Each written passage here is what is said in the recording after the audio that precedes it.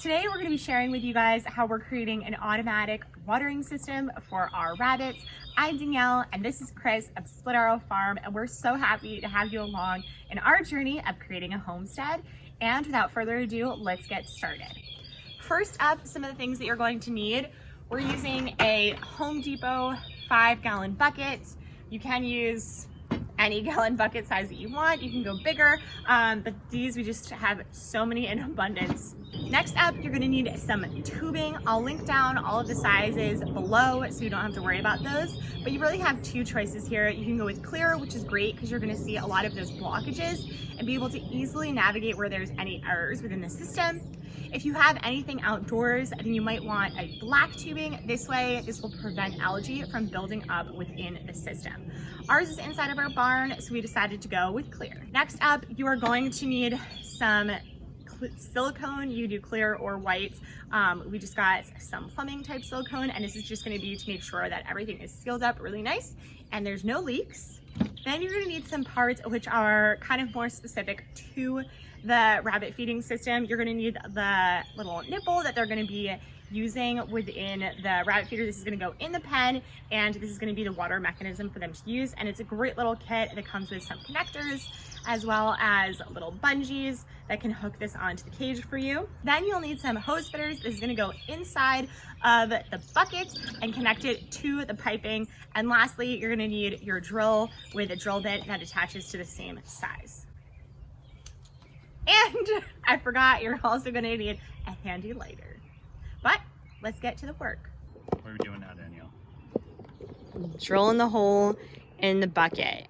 Now, making sure you want to go probably around an inch up from the bottom or a half an inch up. You don't want to go on the bottom because then it will pick up any of the sediment that's in the water, and this will just help keep the water a lot cleaner. So maybe a little bit higher. Yeah, right there.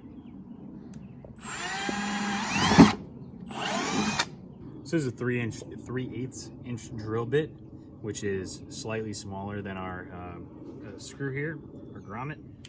So we're gonna heat it up, and hopefully this will just get, this will get a little more pliable, and then hopefully we'll get a nice seal to help with the silicone ring.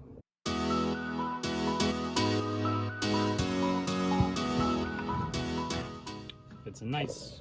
Perfect. Now, Chris is just putting a small bead of silicone within the inside and outside of the bucket where the connector is, so that there's just an additional layer of leak-proof wear.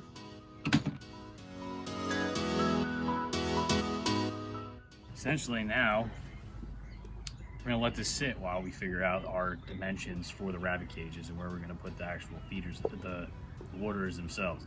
So we'll cut out the pieces of the tubing and start installing. And essentially what you're going to do is you're going to have your cut pieces, put them in your suture them to the cage itself, and then you can just tie it to the next one, and then the last piece just connect back up to the hose and good to go. It's adorable. Okay. You ready to get watered? Your watering system? There you go. Back a happy family.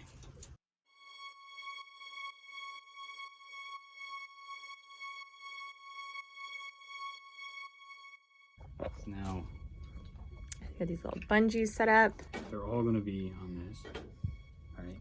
And then the piece that we connect to the top one here is going to go to this. And that's the piece we're going to cut last because we don't know where that's going to go yet. Okay. So all I need to do is get a piece that's going to be long enough to go into both of these, but I also don't want to have a crazy amount of space because the wire is going to be here.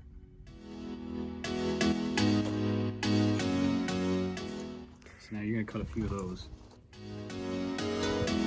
Let's get this, speed up this train here.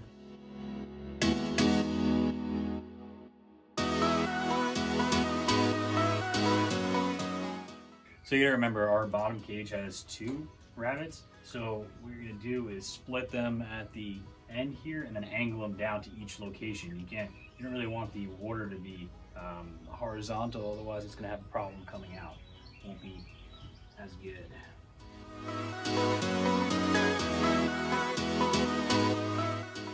at the end here, there's still a T. So what Chris did was he just took that lighter that we had and he burnt an end here.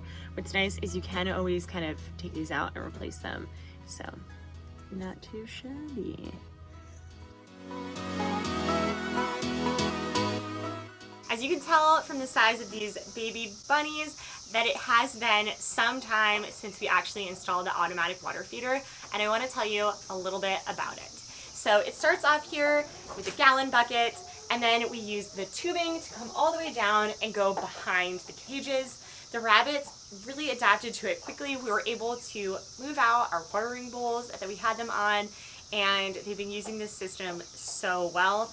We did notice in the two bottom ones that there was some slight leaking, so we just wanted to make sure that we kind of like sutured that up a little bit. But beyond that, this has been a really great system. It saved us so much manual hours, especially in the summer when these little babies need as much water as they can to cool off. I hope you guys enjoyed this video. If you did, please make sure to give it a thumbs up and subscribe, as it really does help support our channel, and we'll see you guys again next time. Bye!